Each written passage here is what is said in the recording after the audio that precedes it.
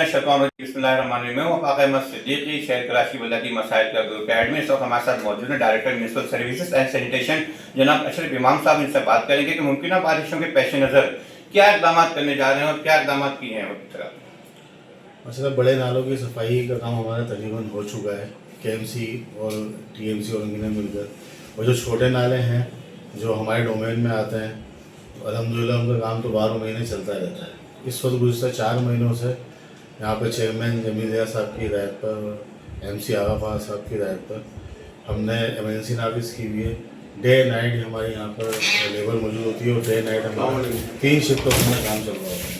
जो हमारे डोमेन है 3x4 के नाले, इसके अलावा कुछ ऐसे हसास पॉइंट थे जहाँ पर लोगों की जाने जा सकती थी। वो करवट टूटी हुई थी क्योंकि वो टीएमसी का डोमेन भी था, दीगर इदारों का डोमेन था, बड़े नाले थे।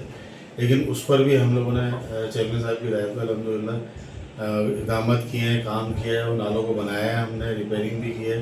और क्योंकि अगर नहीं करते तो तूफ़ानी बारिशों की सूरत में उसमें लोग डूब सकते थे, कारें गिर सकती थी, हादसा हो सकते थे और हुए भी थे। तो उस पर चेयरमैन साहब ने एक्शन लिया और फौरी तौर पर हमें हिदायत दी। तो ऐसे भी 3-4 पॉइंट बड़े बड़े ऐसे पॉइंट है कि जिसको हम अल्हम्दुलिल्लाह तामीर का काम मुकम्मल कर चुके हैं। बाकी ये है कि कचरे का मसला तो आपको पता है, लोग फेंकते हैं। नाले की सफाई तो हमारी मुकम्मल हो चुकी है, औरंगी नाले की भी सफाई मुकम्मल हो चुकी है।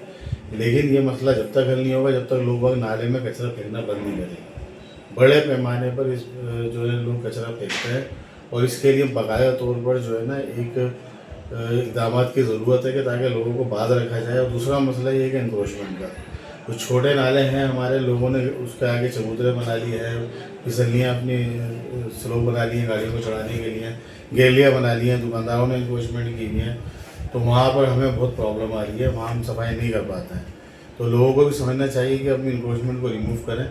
बाकी जो बिल्कुल क्लियर नाले हैं वो हम साफ़ कर चुके हैं। कहीं प्रॉब्लम है तो इंक्रोचमेंट की वजह से, अब इतनी बड़ी इंक्रोचमेंट है उसका हम तो सब खात्मा नहीं कर सकते, क्योंकि लोगों को खुद भी करना पड़ेगा। तो आप क्या मैसेज देंगे आवाम को रहने इमरजेंसी? आवाम को मैसेज देंगे, देखिए कराची के अंदर हमारा सॉलिड वेस्ट मैनेजमेंट बोर्ड भी बहुत अच्छा काम कर रहा है और कचरा अब उठाया जाता है। तो बराए मेहरबानी कचरा नालों में ना फेंकें, गटर में ना फेंकें, थोड़ी सी जहमत कर लें।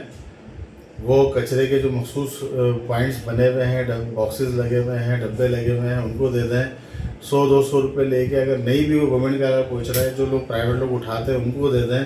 नालों में ना फेंकें भाई, हमारे सामने हम साफ़ कर रहे होते हैं और हमारे सामने लोग फेंक रहे होते हैं कचरा। इस तरह तो कभी भी साफ़ नहीं हो सकता। तो ये ताउन करें, इंक्रोचमेंट ना करें नालों के ऊपर।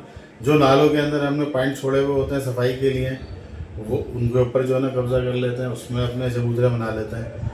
तो ये सब मसाइल है और बाद में फिर गालियाँ जो है मतलब नाज़ेब अल्फाज गवर्नमेंट के लिए यूज़ किए जाते हैं।